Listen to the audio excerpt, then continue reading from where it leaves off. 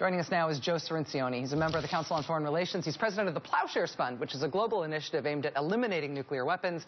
And he is the author of the new book, Nuclear Nightmares, Securing the World Before It Is Too Late, which I'm telling you I have read and is not nearly as scary as it sounds.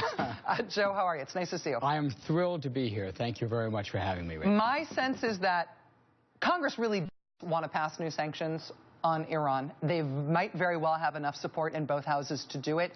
And that if they had done it, this deal with Iran, this fragile first step deal with Iran would have been kaput immediately. Is that true? That is exactly right. The deal explicitly rules out any new sanctions. It's the deal negotiated between the UN Security Council and Germany and Iran. So it's a seven-nation deal. Explicitly says no new sanctions are allowed. So if the Congress passes new sanctions, it would kill the deal. One of the benefits of a do-nothing Congress is those times where you really don't want them to do anything, do no harm.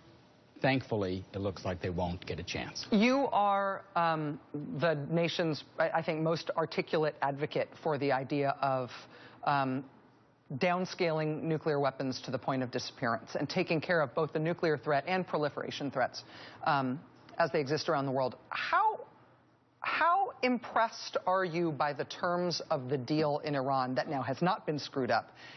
Is it an important first step? Is it possible that it will fail after 6 months and Congress might want to revisit the issue of sanctions? Oh, it's absolutely possible this might fail. Yeah. The president himself gave this a 50-50 chance of success. This is just a phase one of the deal. It freezes the Iranian program in place so that while you negotiate, they're not stealing a march on us. They're not continuing to build.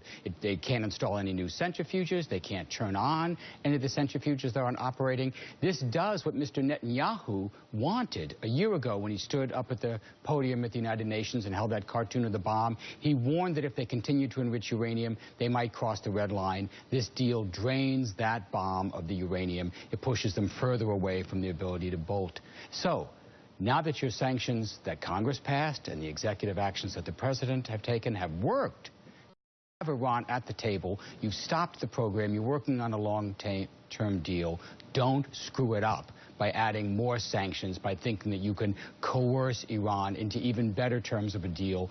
Give diplomacy time to work. If the point of sanctions was to get them to the table, now they're at the table. Exactly. It doesn't seem that complicated. If the U.S. does succeed with this deal, if, again, as you say, and it remains to be seen, but if progress is made down this path, the other vexing nuclear problem in the world in terms of, would-be rogue states is, of course, North Korea. If we can make progress with Iran by these means, does it potentially open up any doors with North Korea? Yes, it does. You often hear people talk about states like Iran and North Korea, but there are no states like Iran and North Korea. There's only Iran and North Korea, the only two countries in the world with nuclear programs this advanced, this dedicated. So if you can solve Iran, if 6 months from now you can get a final agreement that dismantles large portions of the program, that puts it under excruciating inspections, that you can be assured that they're not going to get a bomb, well, you've already solved half the problem. And that might serve as an incentive for North Korea to negotiate a deal, and for those countries around it to try the same combination of pressures and incentives. And if you can do that, if you can solve North Korea, you are really looking at the end of proliferation. This wave that has spread over the last 68 years since Hiroshima might actually have crested and come to a full halt. That is historic. Could be done with diplomacy, as long as Congress can't get its act together to screw it up. I love that we're dependent on that now at this point. Keep tripping, keep tripping. It's amazing. Joe Cirincione is president of the Ploughshares Fund.